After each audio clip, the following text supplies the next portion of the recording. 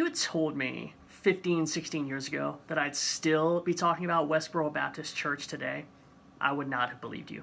But when I was in my early 20s, I needed to know about these guys. I'd first come to love Jesus, and yet this 90-something person church, which actually checks all the boxes in a Bible-based cult, we'll get to that in a minute, like they were changing the way that America viewed Christianity, and not for the better.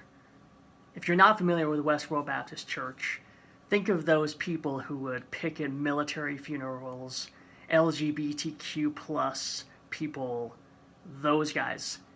Those people with GodHatesBlank.com websites that went after everyone who pretty much just wasn't them, honestly. Now, if you don't know what makes up a cult, it takes a charismatic leader. It's usually made up of one family, and then you add on them going after the most vulnerable people, like loners, young people without connections to family, the elderly, the mentally ill, things like that. That's who they go after. That's kind of the checklist of a cult. Now, for Westboro Baptist Church, in their heyday, there were 90-something people. That was before kind of the patriarch of it all, Fred Phelps Sr., died. But let me just give you some numbers on it, okay? So, first of all, you had Fred Phelps Sr. and his wife. That's 2. They had 13 kids, puts you up to 15. From there, you had 54 grandkids. Let's lowball and assume that only 7 of the 13 kids are married. That puts you at 76. 76 people of a 90-something person church are from one family. In addition to that, Fred Phelps Sr., he was a lawyer. 9 of his 13 kids, they were lawyers. Some have left, by the way, and even left before kind of their breakdown when Fred Phelps Sr. died. They were, of course, ostracized, gone like everyone else. How dare you not be a part of our club? And sadly, from what I've seen of interviews of them, most of them are atheists. It's like that guy just ruined faith for all of them completely. It's heartbreaking. But nonetheless, 76 people, ballpark, of a 90-something person church is that. And the rest are, again, loners, stragglers. In fact, a good chunk of the people who married in were from one family as well, so it's kind of like 2 families kind of merging into this thing. But I listened to this interview with this guy many years ago. He was a cult hunter. Guy never wanted this job. It's a ridiculous job, right? Being a cult hunter. But the guy said he's not a person of faith, wouldn't consider himself especially religious, but his dad was in a nursing home. And this cult had infiltrated and were recruiting all these elderly people, and so he had to go in and break it up.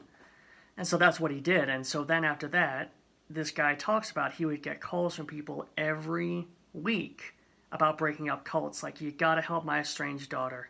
You got to help my uncle. You got to help my grandparents. You got to help my whole family, like all of them. And he said that when these cults are like 12 or less people, they're easy to break up. And when they get above that point, it's much harder. Hence why Westboro Baptist Church was so difficult. But they would go and get legal clearance to do what they would do. So they'd actually want you to attack them so they could sue you, get more money, go do more stuff. Now, we as people kind of wised up, figured out that they needed to get legal clearance for all the terrible things that they were doing. And so people started standing in their way when they go protest funerals of people who were grieving and experiencing so much loss.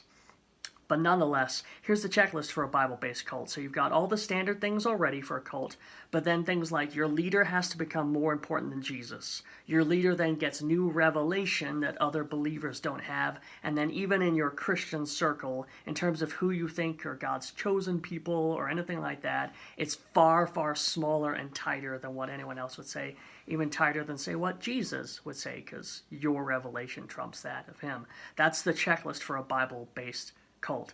And the reason why I bring this up is because still to this day, I get questions from people saying like, well, come on, like, Bible-based cults are not a thing. It's like, yeah, they are. They nail the list on it. Or people will say things like, well, this was just a church that was wrong. It's like, they're not a church, or if they are, they're so much more.